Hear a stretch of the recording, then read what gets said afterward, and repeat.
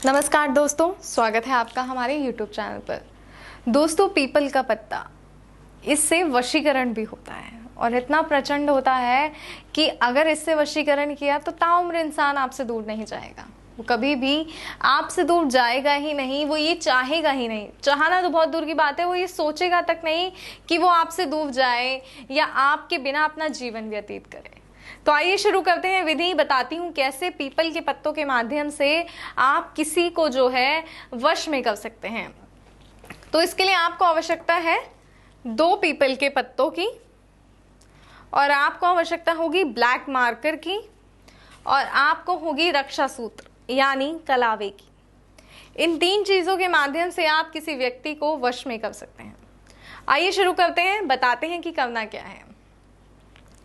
सबसे पहले पीपल का पत्ता लेना है और उसके ऊपर उस लड़की का नाम लिखना है जिसे वश में करना है। मान लीजिए उस लड़की का नाम है सीमा, जिसे आप वश में करना चाहते हैं। तो पत्ते के ऊपर आप लिखेंगे सीमा।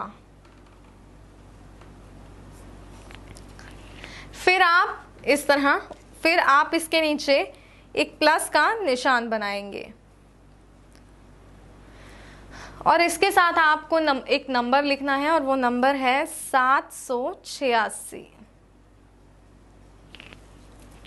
इस तरह। इसके बाद दूसरा पीपल का पत्ता लेना है और आपको दूसरे पीपल के पत्ते पर अपना नाम लिखना है। जैसे मान लीजिए आपका नाम है राम, तो लिखा राम और फिर उसी तरह जैसे पहले पत्ते पर बनाया था एक प्लस का साइन बनाना है और लिखना है 786।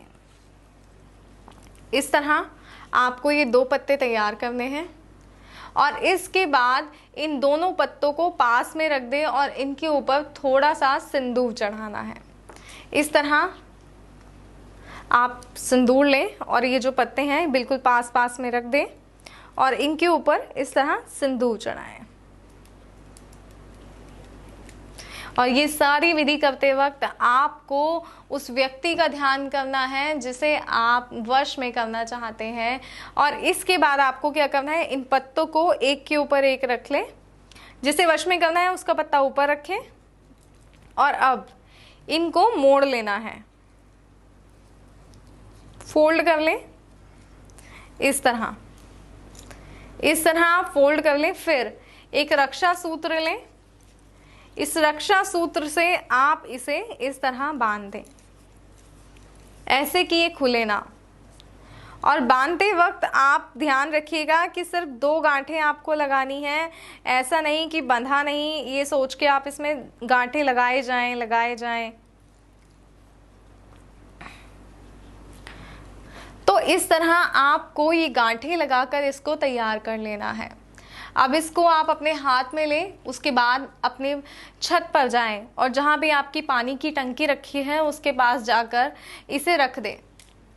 जैसे ही आप इसे रख के आओगे ना, 2-3 घंटे ही बीते होंगे, आपका कार्य पूरा हो जाएगा। वो स्त्री, वो महिला या जो भी है जिससे भी आप प्यार करते हैं या आपके परिवार का कोई सदस्य है, वो पूरी तरह आपका हो जाएगा, आपके वश में हो जाएगा।